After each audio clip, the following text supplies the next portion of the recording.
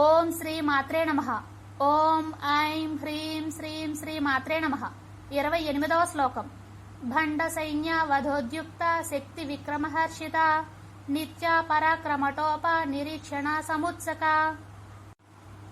అర్థం: భండ సైన్య వధోద్యుక్త శక్తి విక్రమహర్షిత. భండాసురుణ్ణి, అతని రాక్షస సేనను సంహరించటానికి ముందుకు కదిలిన దేవతా సైన్యాన్ని చూసి పరమేశ్వరి సంతోషించింది. నిత్య పరాక్రమాటోప నిరీక్షణ సముత్సుక.